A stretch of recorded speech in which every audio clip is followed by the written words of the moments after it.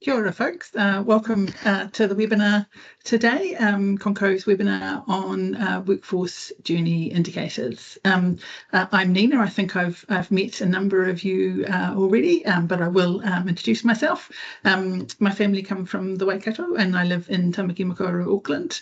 I've got a background in data and analytics, so this workforce journey indicators project has been a really important project for me in terms of being able to bring together a set of data about the workforce for the construction and infrastructure sector. We're going to do a walkthrough of the dashboard today, but I wanted to start off with a bit of a story, because I do like a good story. And for that story, I'm just going to change my background briefly, and we're going to see a bit of a polar bear, which some of you who have met with me over the past number of months will have seen this polar bear or heard about my trip that I did last year to Canada to see polar bears. So we're up in the north of Canada, out on a truck to see polar bears, and they were filming a documentary while we were there, and our guide was talking about how that often they have people come filming documentaries, either about the polar bears or about the seals or about other things. But what he talked about is that for the polar bear documentaries and the seal documentaries, they often use the same footage for both of them. They just change the music.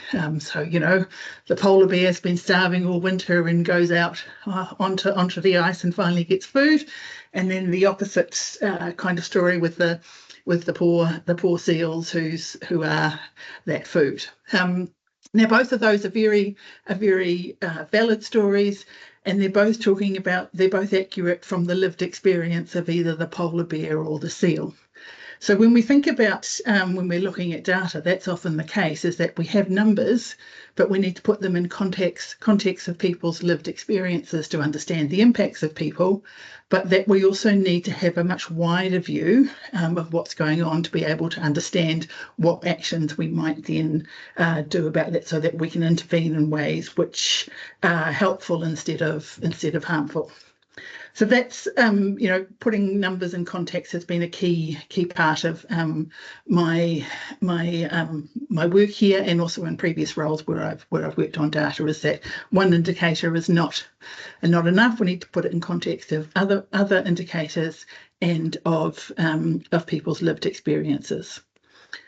So we're going to do a walkthrough of the dashboard, but I did want to share just a couple of slides first. We're going to be doing labour hire, and I want your kind of input of that as we're going through. I don't have any lived experience of labour hire or know a lot about the sector, so it's really important that whenever we're doing that we are kind of talking to people. So do put things in the chat if you know something about labour hire or have a question about where you want me to go next on the labour hire. I've got a plan, but it very much is we'll go where the data kind of takes us. So the dashboard is a data explorer. There are hundreds of thousands of data points in there, and normally when you're doing a dashboard, my limit is 3 filters per screen, and you'll see when we get to it there are a lot more than 3 filters. So when you are coming through this data, you might need your calculator beside you, and to be prepared to spend a bit of time to work through and understand the data as you're exploring it. It's not something you can go to, look at it and get your answer in 3 seconds, as you should be able to with a traditional dashboard. So the dashboard covers a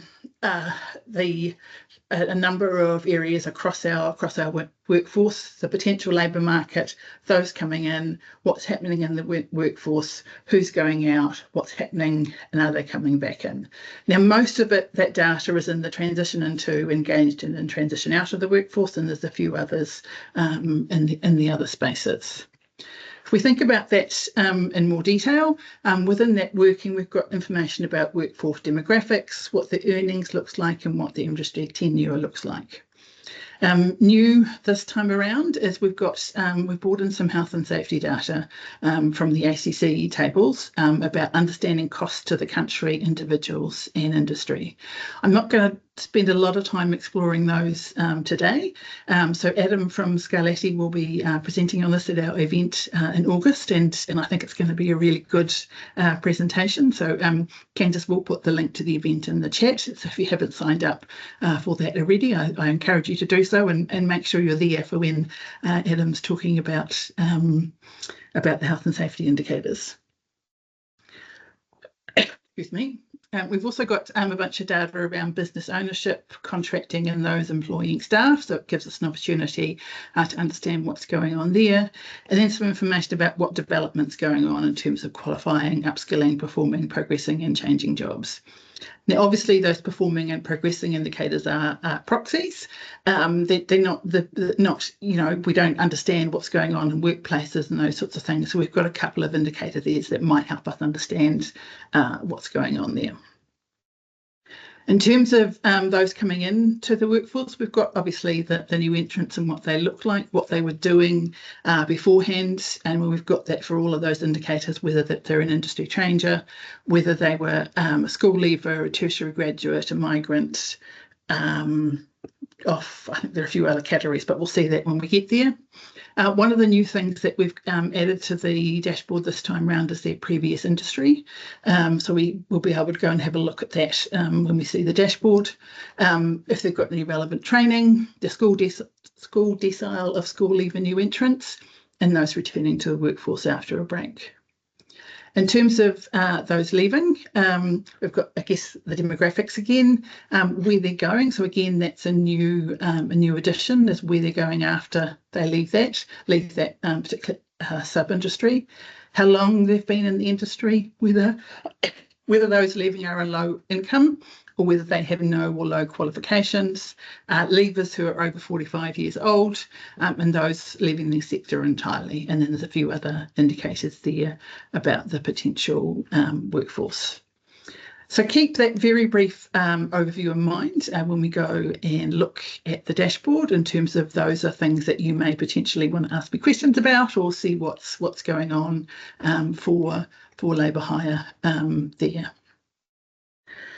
We're just going to share now the dashboard itself. Let me go to that.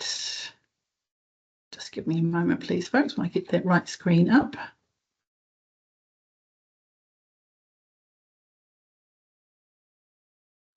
So the dashboard's available on our website, and at the end of the webinar, Candice will put the link there so you can go and have a look and explore yourself. When you come onto the page, this is the first screen that you see, which gives you that overview and that kind of picture of what's in there that we talked about. You can navigate through these menu over here. So we're currently on the overview page. And then we can go into an indicator deep dive where we can look at a single indicator itself. So this here we can see those entry points where they came from beforehand that I was talking about, in terms of we know that most people are industry changers, but where the other groups of people are coming from. We've got the default year it's set on is 2023, and we do have data for 2024, but the most complete data set is 2023. There is a couple of indicators where there is no data available for 2024, and in terms of our transition out data, there isn't any available for 2024 because we need 2025 to end to find out whether they've actually gone or if they're just taking a break. So we're going to stay on 2023 for most of this data, but we do have 7 years of data in there from 2018 through to 2024. So if you are looking, for example, to find out, what happened during COVID and differences and changes there, you could go in and kind of look at the data across those different years to see what's going on in the indicators. I did talk about a number of those different breakdowns, and we can see here that we've got industry and region are the base kind of areas there where you can go in and look at the detail there, and we will have a look at some of those as we go through. We can see I talked about those various groups, and you can see that those are there. These are, where possible, aligned with what the WIP is doing, that Wahanga Row have produced, so looking at the same kind of groupings there. Just going to come up to the sector, because you see we've got construction and infrastructure and labour hire here. So all of the other industries roll up to the construction and infrastructure one, and you can go into those industry groups there. We haven't included labour hire in that roll-up, and that's because the labour hire definition that we've been able to use is those who are outside of the workforce, outside of working outside of an office for 70% of their time or more. So yes, a lot of those people will be construction and infrastructure, but there may be some in manufacturing and primary industries and in other areas there. So because we can't say for certain that those are all construction and infrastructure, we've got them separate so that we're not sort of overstating numbers or anything there.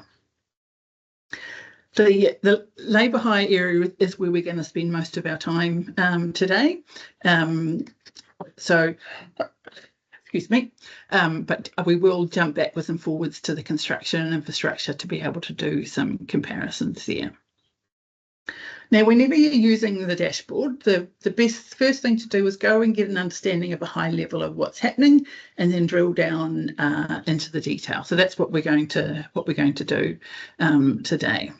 So at the moment, I'm just going to change our breakdown to ethnicity and gender so that we can see what's going on there. Now, you will have seen that those top numbers here have changed slightly. That happens. This is to do with the underlying suppression of data from the IDI.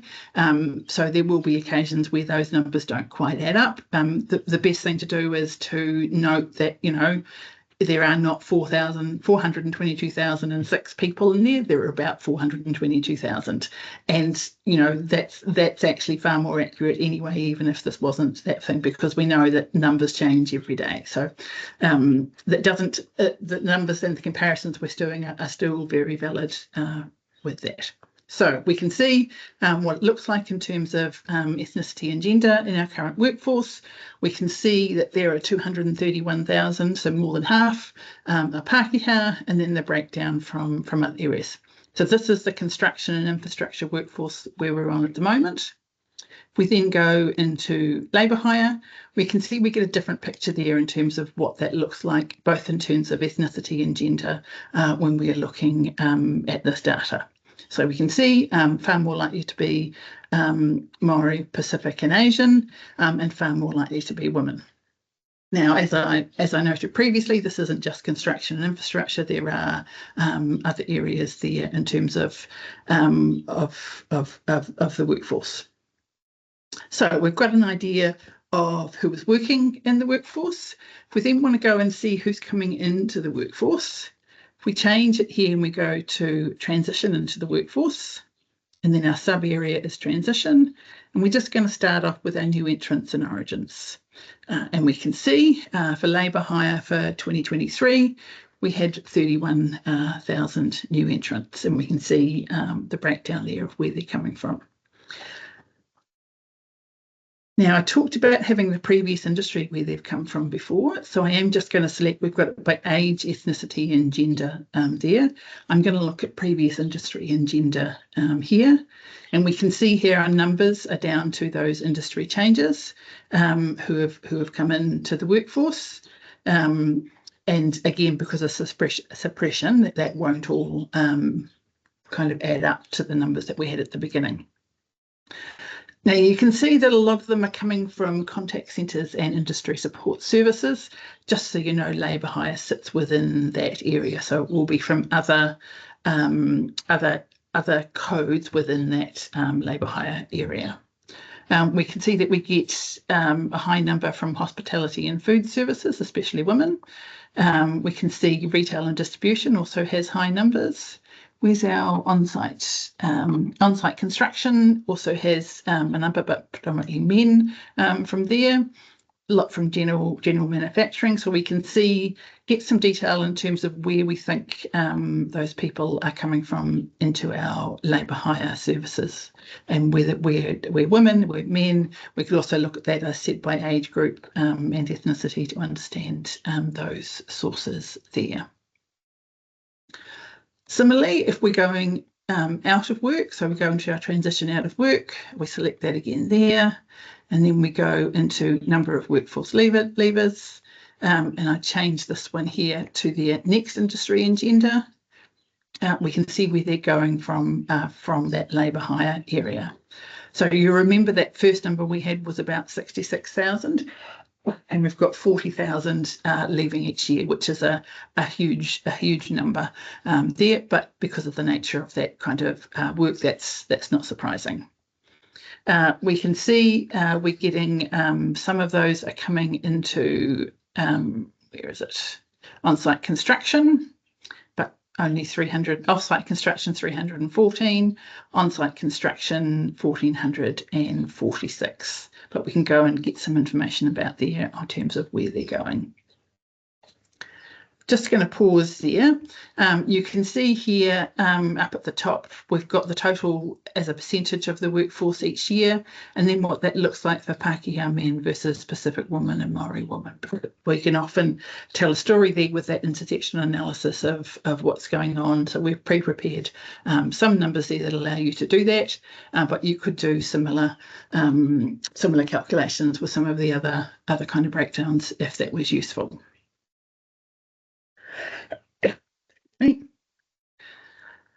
Okay, so in terms of going in and exploring a particular indicator, there's a lot of information there on that deep dive page.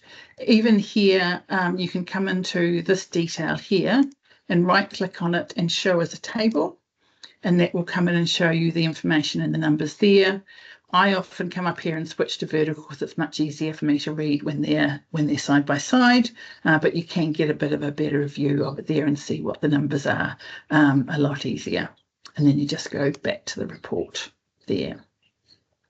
So that, in terms of understanding what's going on with a particular indicator, is a good place to start.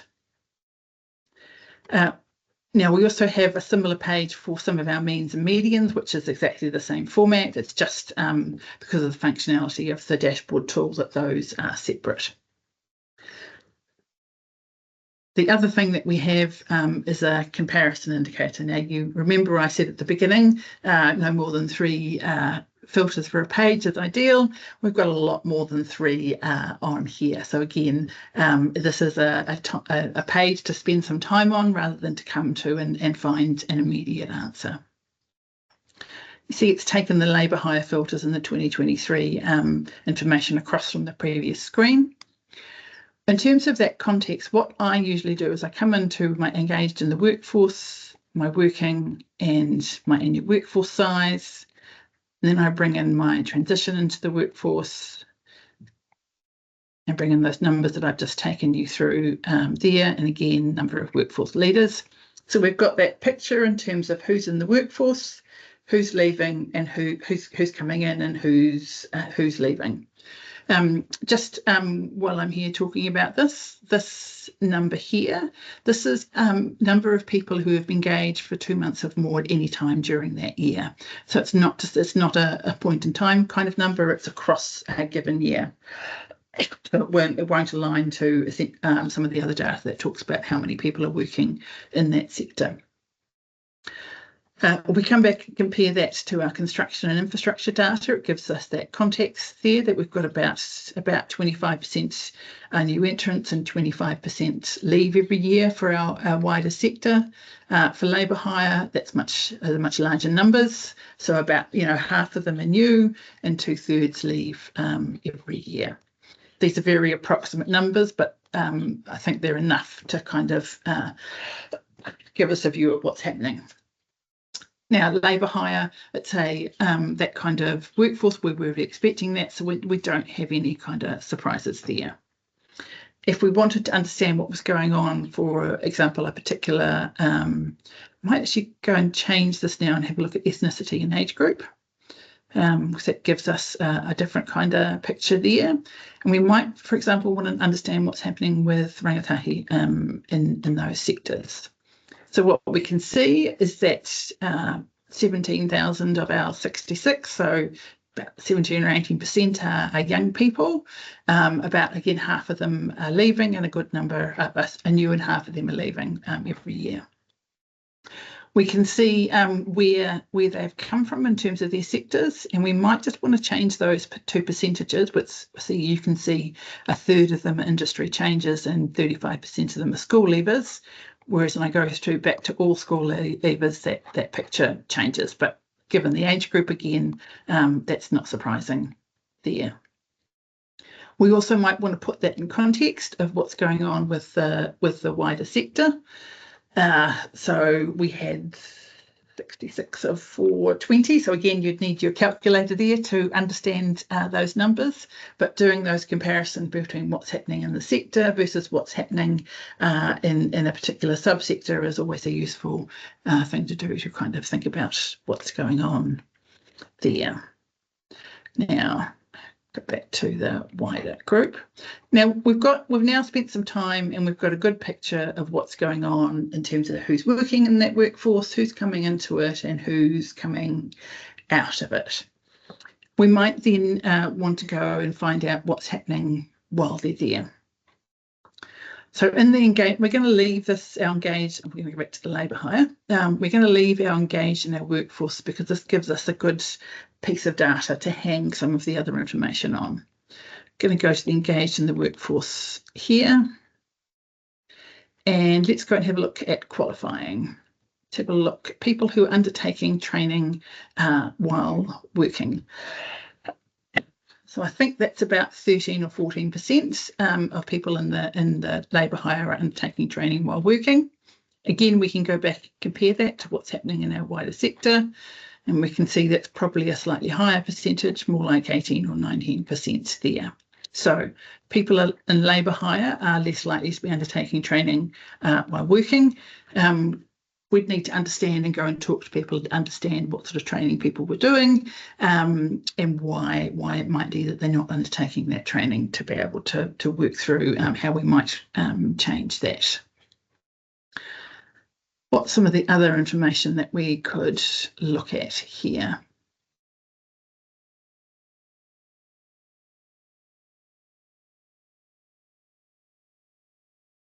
That's the people undertaking training of working, timing of training, so those who have started formal training within 2 years of entering the workforce. So we can see in most cases that's most of them here. So they come in and they do that training within 2 years.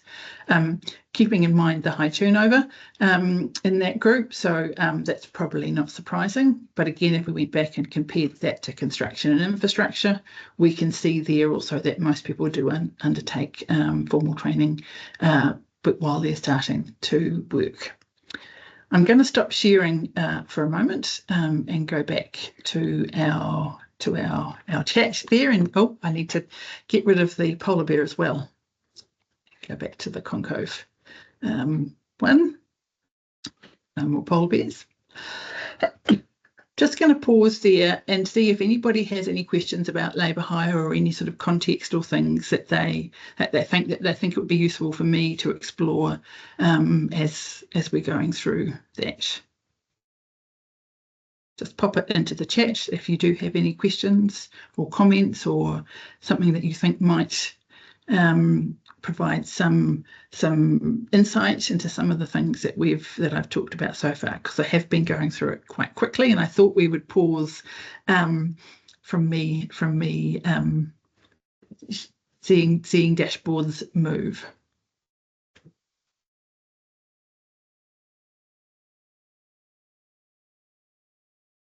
Does anybody have any questions about the dashboard? Kia ora, Marcel. Does anybody have any sort of other questions about the dashboard as well? Put any kind of questions that you'd like in there.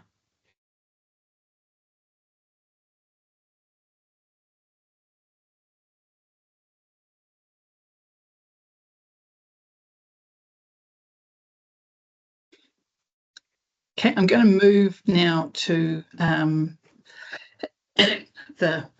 we'll close up now in terms of, I think I've given you a good flavour of the dashboard. Oops, definition of the labour hire again from Rebecca. So the labour hire, so it comes from the industry codes, and there are a number of industry codes across the labour hire or temporary kind of workforce. There are some where people are spending 30% or more of their time in an office, and we're not including those in the. I should go to the Q&A. Is that what you're saying, Candice? So those who are at least spending more than 70% of their time outside or not in an office. So as I say, it could be those who are in the construction and infrastructure workforce, but it could equally be those working in agriculture or some of the other areas.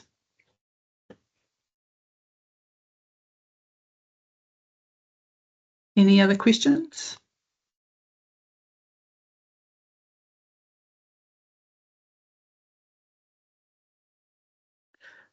So some of the things that I think it would be really useful to use this data set for is, for example, if you are looking at doing a project in a particular region, you can go in and look at the region and understand what's going on in your workforce in that sector, and that helps in terms of your workforce planning. You might be thinking from your organisation that you want to do benchmarking in terms of how you're doing across a number of different areas. So it might be you go and look at the health and safety data and understand what the costs are of that, or how long people are off work, and compare that to what's going on in your organisation to be able to think about how you might do better, or perhaps even give yourself a pat on the back for how well you do.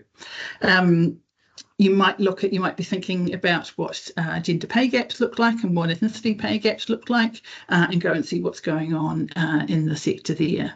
You may be looking at turnover and want to understand what's going on at a sector level, and think about how you are then comparing there. So there's lots of different examples and ways that you could use it. I've just given you two, but I think there are lots of other ways and lots of other data analysis that you could do. It does take some time to spend, looking at the data and understanding how each of the indicators work together, and then going out and talking to people so you get that lived experience and understanding of what the data means. Reminder again that we have our event in August, which Candice has put in the chat, and again to go and have a look at the dashboard yourself and explore in terms of what's going on there. And I think again Candice has put that in the chat. Sorry, I've just seen a couple other questions there. Yes, Cherie, there is labour gaps for different regions. It gives you the industry for different regions in terms of what they're working for. So it gives you an ability to get a high level overview of what's going on in the regions. You would then need to supplement that with other information. But yes, region is one of the key kind of breakdowns that we've had, so you can understand what's going on there. What was I talking about? I was closing off, that's right. If you do have any further questions, please do contact George or Catherine, and I think Candice will put their contact details in the chat as well. I will be on a beach in Cairns drinking a cocktail, so I'm not your best person to contact, so Catherine or George are your best people to talk to there. Thank you very much, and I hope that you have found this useful. It will be recorded, it has been recorded, and it will be available on the website if you want to go back and figure out, look at what I'd said and demonstrated again. Kia ora, thanks folks.